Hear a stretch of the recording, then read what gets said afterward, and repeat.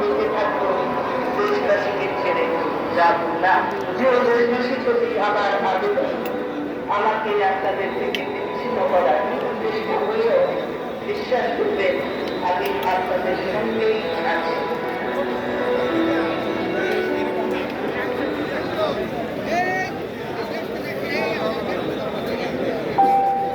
আপসহীনতায় তিনি আপসহীন।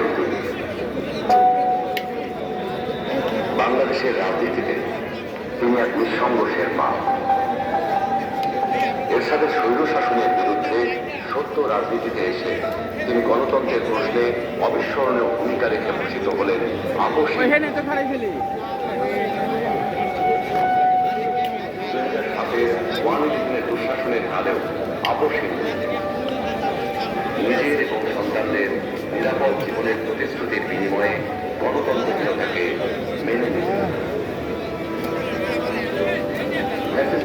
আমলে বিদেশ থেকে ফিরে এসে মিথ্যা মামলা মোকাবেলা করে জেলে চলে গেলেন। তবু আধিপত্যবাদী রাজনীতির সাথে আপোষ করলেন, হয়ে উঠলেন শাসন বিরোধী লড়াইয়ের অনন্ত প্রেরণা। তবে কি তিনি কখনোই আপোষ করেননি? অবশ্যই করেছেন। দেশের বৃহত্তর স্বার্থে অনেক গুরুত্বপূর্ণ মুহূর্তে উনি এমন সব বিষয়ে আপোষ করেছেন যেটা না করলে কেবল গণতন্ত্র নয়, বাংলাদেশের স্বাধীনতা সার্বভৌমত্বই বিপন্ন হয়ে পড়ত। 91 সালে তার পছন্দের প্রেসিডেন্সিয়াল পদ্ধতি ছেড়ে চলে গেলেন বৃহত্তর রাজনৈতিক সমঝোতার সাথে।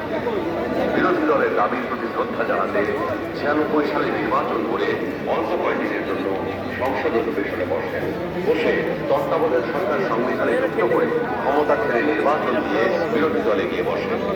2008-এ এক পেশে এবং অসমান নির্বাচনী ক্ষেত্রের কারণে পরাজয় নিশ্চিত জেনেও নির্বাচনে অংশ নেন গণতান্ত্রিক ধারাবাহিকতা রক্ষা।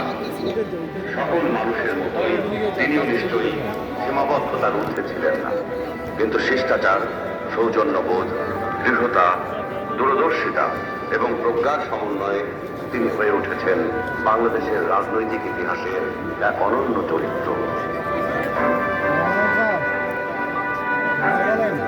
তিনি বেগম খালেদা জিয়া। আমরা সকলকে বন্ধু হিসাবে দেখতে চাই।